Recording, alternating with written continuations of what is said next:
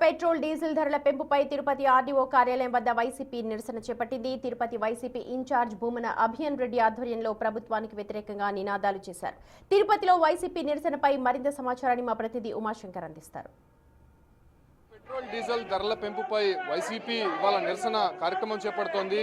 తిరుపతి ఆర్డీవీ కార్యాలయం ఎదుట YCP incharge Bhumana Abhinay Reddy ఆధ్వర్యంలో నిరసన కార్యక్రమాలు చేస్తున్నటువంటి దృశ్యాలు చూస్తున్నాం. ప్రస్తుతం అభినయ్ రెడ్డి ఉన్నారు. సరే, పశ్చిమాసియాలో నెలకొన్నటువంటి యుద్ధ వాతావరణం కారణంగా దేశవ్యాప్తంగా పెరగాల్సినటువంటి పెట్రోల్ డీజిల్ ధరలు అనివార్యమైంది. సో అందు కారణంగా పెంచామని చెప్పి రాష్ట్ర ప్రభుత్వం చెప్తుంది.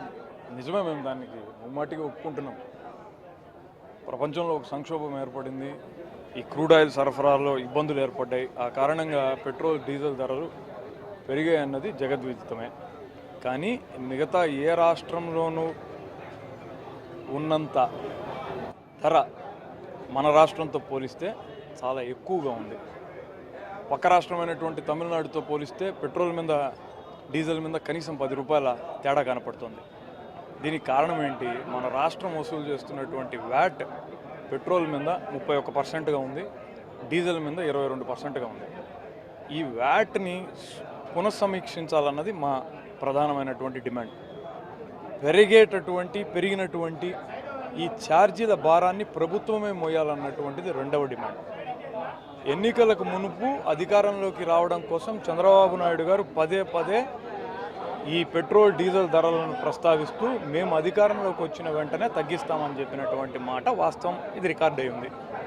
ఆయన కొడుకు తెలుగుదేశం పార్టీ కీలక నేత, మంత్రి అయినటువంటి నారా లోకేష్ గారు ఆయన యువగళం పాదయాత్ర సందర్భంగా కుప్పం నుంచి మిగతా నియోజకవర్గాలకు పోతున్నప్పుడు దారిలో ఉన్నటువంటి కర్ణాటకలో ఉన్న పెట్రోల్ బంకులో ఒక సెల్ఫీ దిగి ఈ రేట్లకు మన రేట్లకు తేడా చూడండి, మేము అధికారంలోకి వస్తే ఖచ్చితంగా తగ్గిస్తామన్నారు.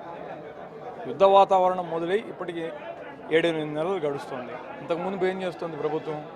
దీని మీదే మేము సంవత్సరం కిందట లోకేష్ గారు ఎక్కడైతే ఆనాటి వైఎస్ జగన్మోహన్ రెడ్డి గారి ప్రభుత్వాన్ని ప్రశ్నించిందో అదే పెట్రోల్ బంక్ దగ్గర ఆ ధరలను చూపిస్తూ వైఎస్ఆర్ కాంగ్రెస్ పార్టీ తిరుపతి శాఖ వినూత్నమైనటువంటి కార్యక్రమం చేసినప్పుడే అడిగాం. అప్పటి నుంచి ఇప్పటివరకు స్పందన లేదు, తగ్గించలేదు. అంటే వీళ్ళకి తగ్గించాలన్నటువంటి చిత్తశుద్ధి ఏమాత్రం లేదన్నది రుజువు అయిపోయింది. సరే, మీ ఎన్నికల మాటని అటుంచండి, ఎటు మీరు చెప్పేటివి చేసేటివి అన్నీ మోసాలే. కనీసం ఇప్పుడు పెరగబోయేటటువంటి ధరల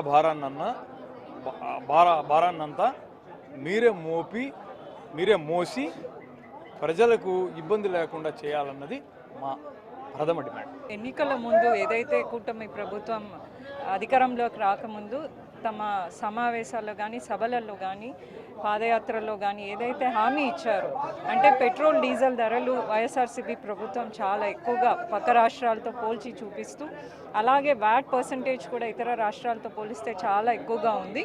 మేము అధికారంలోకి వచ్చాక దాదాపు 50% తగ్గిస్తామని చెప్పారు.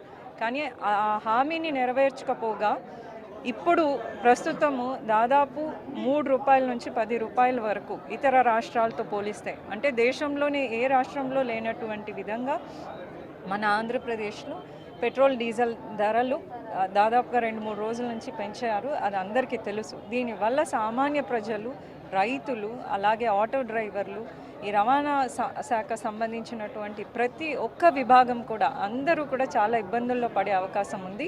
కాబట్టి ప్రభుత్వము ఖచ్చితంగా పేద మధ్యతరగతి కుటుంబాల గురించి ఆలోచిస్తూ ఆల్రెడీ రైతులకు ఇచ్చిన హామీలు ఏమీ నెరవేర్చకపోగా వాళ్ళకు కూడా చాలా ఇబ్బందుల్లో ఉన్నారు.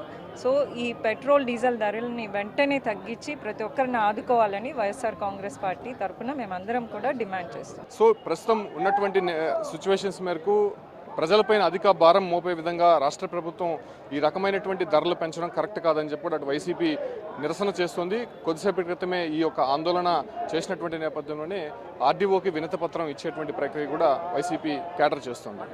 వీడియో జర్నలిస్ట్ పురుషోత్తంతో ఉమాశంకర్, బిగ్ టీవీ, తిరుపతి నుంచి.